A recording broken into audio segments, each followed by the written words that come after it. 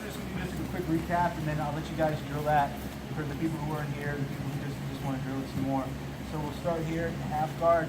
Just a couple of points you weren't here for playing knee shield. The shielding leg, I have my foot on top of the bottom foot, like I make like an extra, like a base off the floor, so that my foot is not here or like ankles crossed. I like a little slide. So I like to step on my ankle, so a little extra frame, right? So I'll be here on my side, balled up. This hand is always looking to the cross face, and I have all these points of contact. So I have my frame built up here. Just basic half guard stuff, right? So now my elbow and my knee are pretty much connected. I'm going to sit up into just a regular old school kind of half guard, come into the pocket here, right? So my top leg's going to kick through, my elbow and arm are going to follow through that hole as I sit up at the same time. See, I sit down and in. My head is either flush or inside of his ribs. I don't want the face out here. My neck's open or cross face, flatten your back out, and I'm in trouble. Right? So I'll be in here like this, hidden, head's hidden, I'm in here. And I just have this underhook. This is the important part for this one. I want to make sure I have the underhook right here. Nice and tight, shoulder to the stomach, so he can't pummel back in. It makes it more difficult. If he starts to get it in, I gotta re-pommel it and get back here. So I don't want to hang out here too long. I have my little frame built up. Notice my butt's behind my head. I'm not like in some crazy position where I'm like this. I'm just gonna get smashed. I gotta have my butt back, and I built like a little bit of a frame going into him like this. This bottom leg is always active, curling in, keeping his leg trapped. I don't want this to be loose where he just takes his leg out and starts to step around and pass. So I have to make sure everything here is nice and tight. I hedge my bets, so I'll grab here just for like basic old school sweep, whatever, sit up, come up into him, switch the legs in the middle, all that. But for this one, I'm gonna start, I hold this, I'm gonna kind of scoot out. You can hold whichever side you want. I have a habit of doing this, but you guys can grab wherever it's comfortable. If it's no-gi, just hold the knee if you want, or start to look like an underhook. Right now it's not gonna be open, but when eventually you fall back, it'll start opening up, you can make a little hook and lift, right? But, so we'll just hang out here, whichever your preferred grip, it doesn't really matter. Scoot the hips out, and this leg now is going to come on the inside. So I put that foot in front of my calf, underneath his thigh. It doesn't have to be like in between his thigh and his calf, just put it like right in the front there, just like a little hook right there, okay? So you guys are flexible. It's kind of like a small movement, you can work it in. You guys, just make a little bit more space, come in, and scoot back underneath. This is the important part, is scooting back underneath, because I want to get my hips underneath his hips. It's like every other sweep. I want to have his hips on top of mine. Right, so I have leverage. So now I'm gonna sweep back, and this underhook is gonna pull him. And I don't really care what this leg does, and I don't really care what my right leg does. So last week, a lot of people were holding on to this hook with their right leg. It's in between. For dear life, you don't have to. It's not part of it. And I don't care what he does with this leg. He can base on it. He can let it float. I don't really care. I don't need this leg. I'm going after that. His right leg. Right. So I fall back. Everybody with me. He's up in the air. See. So I don't really care what any of this other stuff does. This is what I want. So from here, I can. First thing is, I come here and I catch it. I triangle my legs right here. So you see how his heel is across my hips. Just like this. His leg is trapped. I triangle my legs. For the upper belts, grab here, start squeezing, get the top right there. Lower belts, you can't do this. Hold here, just open your knee up. Sweep, keep this here. Pass. Okay, so 2 options if you're allowed to do the calf slicer, and if it's not legal for you. You can still sweep with it. You just can't make an intention to finish it, right? You can use it to sweep, but you can't make an effort to finish it. So sit up, half guard. I don't need to go over that. Everyone probably has that. Foot in, scoop, throw it. As I'm doing all that, I'm trying to keep my head as tight as I can. I don't want to do all this from out here. I don't want to try to do this like a mile away from him. I want to try to do it with my head still connected. All right, nice and tight. So that was option 1. One more time, and then we'll just drill that for just a couple of minutes, just so everyone gets on the same page. And then I'll show this other thing where sometimes if he doesn't move his leg, you can grab it with the right hand. So I'll do that one now. So same exact thing. I pull back. Sometimes his leg is not available. I'll just grab it, pull it in, triangle the leg. You can also hold the leg, hold the hips, whatever. Just want to glue him to you for the finish.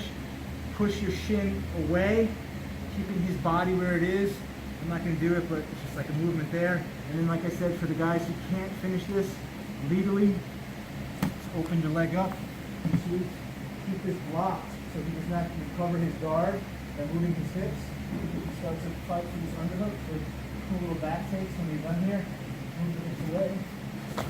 Replace the legs. And then you get side control. Pop up here. Alright, so quick recap. We'll do that for a couple minutes.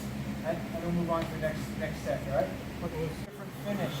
So this will be when, when the guy is either giving you a hard time and he straightens the leg instead of keeping it, like he tries to cut it through, and you feel him starting to roll his hips.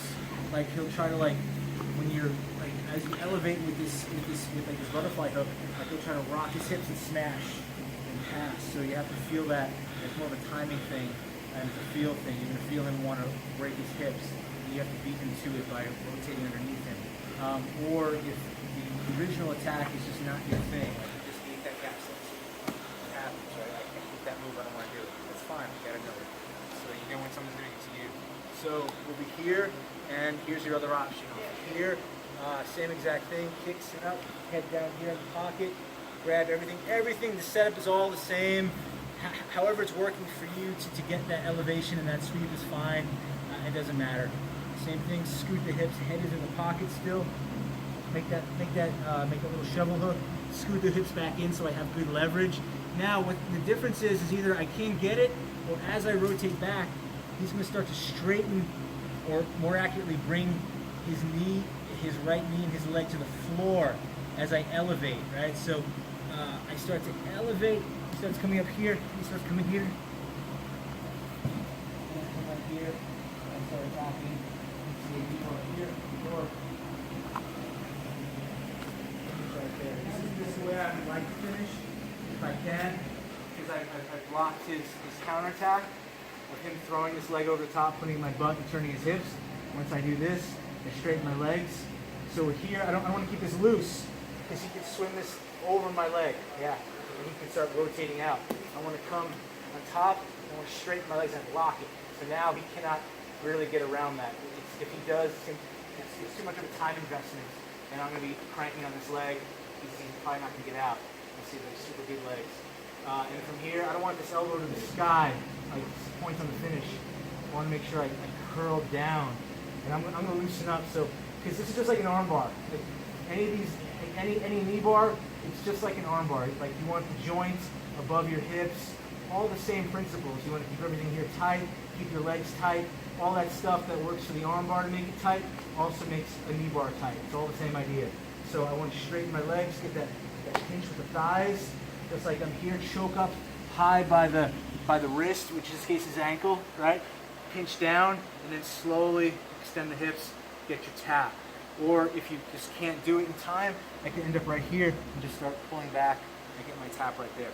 Important thing is to be on your side. Don't be trying to like pull like here. I want to actually fall to my side. It's so like when I'm here, it's like I listen to his ear like it's a phone. Like I want to listen to the phone.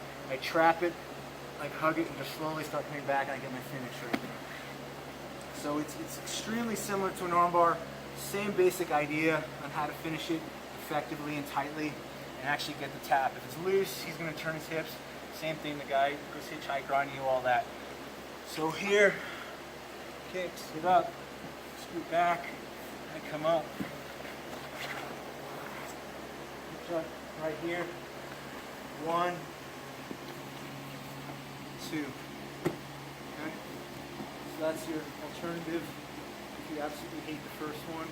Because you can just rotate underneath it. You don't really have to wait for his reaction. You can just kind of spin underneath him and catch it. So I'll abbreviate. So we come here, come up. Sometimes you catch him like that. Right here, here.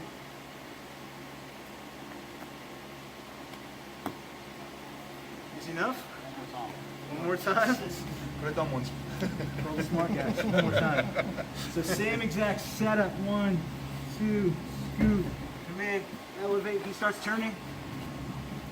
Right here.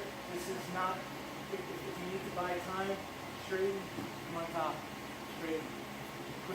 way, plants down, you can finish. One more time, or are you guys good? You guys are good? Yep. Go ahead, guys. Try it.